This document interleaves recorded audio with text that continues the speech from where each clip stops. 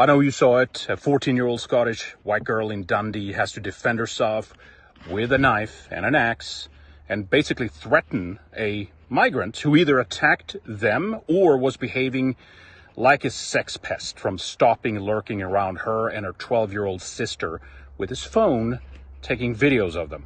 Throw the knife! Away from us! Throw the knife! Throw the knife! Don't touch her! That's it! That's it! Throw the knife! What could it possibly be that drove them to this point? The mother of their friends posted on Facebook that the girls had been attacked by a male and a female migrant after trying to chat one of the girls up, and they had told them to stop.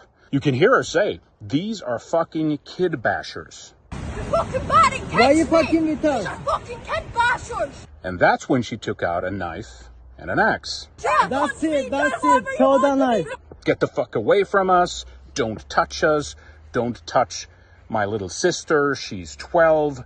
Throw the knife! Away from us! Throw the knife! Don't touch her! That's- Don't fucking touch my little sister! She is fucking 12! She's fucking 12 and you just badgered me, mate. She is fucking 12 and you just badgered me, mate! Don't target her. Get away from me. It's obviously clear that something happened to them. They're terrified, they're shaking, they're in distress. Even if you assume that this post on Facebook is fake, which is more plausible? That a 14-year-old girl attacked some random poor migrant for no reason, presumably racism or something, or that the migrants were lurking around, chatting them up, possibly filming them, and looking to grab one of the girls, possibly. And so when the girls didn't comply, the migrant attacked them. How many of these cases do you need until you start basically taking your own side, the side of white girls in obvious distress, and stand up for our own children that are subjected to this endless harassment, threats of kidnapping, robbing, maybe even rape?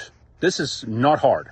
So, naturally, in true fashion, and the current state of the police in the UK, the girl ended up being charged, trying to defend herself and her sister. Now, this also demonstrates another very important point to the would-be kidnappers, pedos, rapists, robbers, whatever their intentions were in this case, that you can just take out your phone as a weapon, and we've seen this before, right? And then get the potential victims charged or arrested. Now they're afraid of defending themselves, effectively disarming other girls and future victims. This was literally the only advantage that these young girls had against an adult male, some blunt tools. The few options left for defense are being stripped away one by one. It's like they want these girls robbed, attacked, abused, or raped, or maybe worse.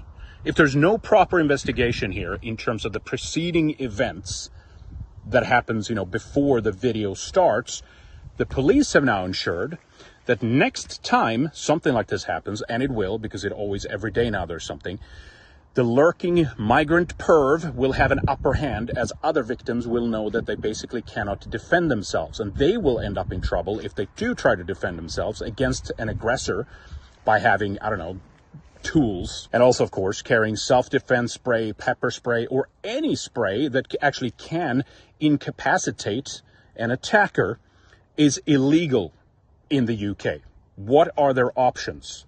When will they ban sneakers for trying to run away from your rapist? Just based on pattern recognition alone and presumably past experiences of these girls, they were totally in the right for assuming that she and her sister were in trouble. Now think about this. This is a battle cry of a 12 and a 14-year-old white Scottish girl. Now the question is, will you take the call? Can you hear us now? These girls are standing alone on the front lines, suffering the consequences of the replacement genocide as more and more of them are being imported. It's clear that they were desperate, and this was a last resort for them, trying to defend herself and her younger sister in an environment that was completely preventable. And what I mean by that is that, obviously our governments have opened the borders, and they've failed us. They've intentionally done this. They are willingly looking the other way. They're decapacitating people's ability to defend themselves. But it's also because we have failed these little girls as white men.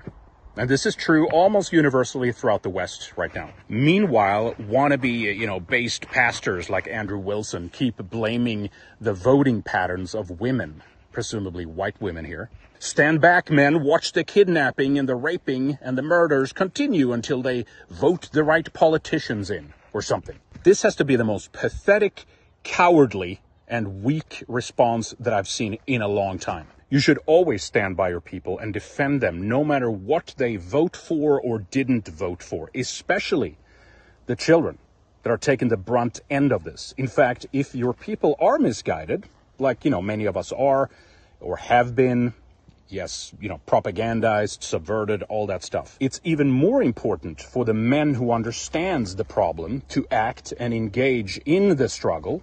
It's up to the wiser and more capable men that understand the problem to organize and to drive the motivation that will propel us towards a solution to this horrifying everyday reality for young white girls, and ensure our survival at a time when the birth rates are at record low and the immigration levels are at record high.